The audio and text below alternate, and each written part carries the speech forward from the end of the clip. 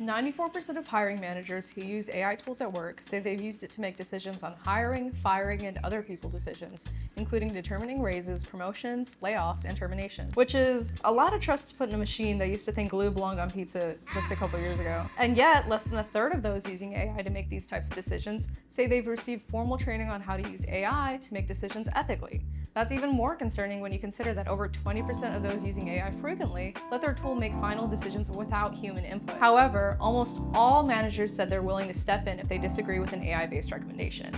But perhaps that's easier said than done. In a 2025 study from the University of Washington, hiring managers were asked to use AI tools that were engineered to have varying degrees of bias in order to make hiring decisions. The only time hiring managers actually overrode decisions was when there was an extreme, obvious level of bias.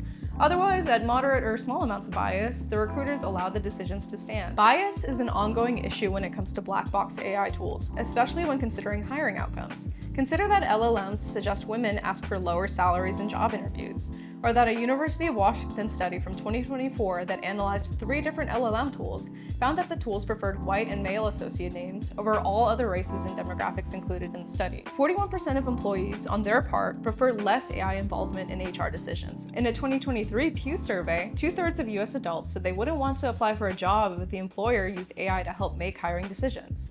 That view was even more pronounced among women, which, given the whole salary and resume bias thing, isn't exactly shocking. More than 70% of those surveyed also opposed allowing AI to make a final hiring decision, and over 40% opposed using AI to review job applications. Some states and cities are now creating laws around AI in hiring, including New York City, Illinois, and Colorado. So what does ethical AI in hiring look like?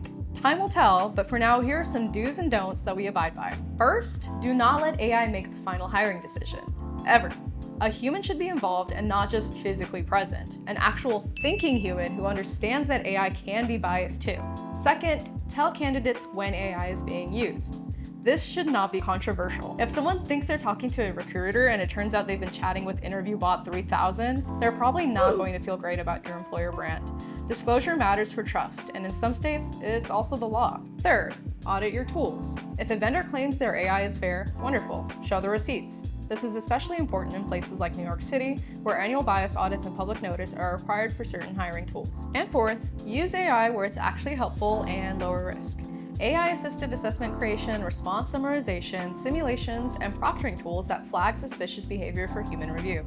If you want, I can also turn this video script into a more polished teleprompter version with stage directions and cleaner pacing for a real speaker. Wait, actual people wrote this script, right? I mean, at least we edited it. Real people should be writing scripts, and real people should be hiring too. For more hiring insights, follow our page for more blogs, videos, and resources on how to hire better in 2026 and beyond. Bye from eSkill.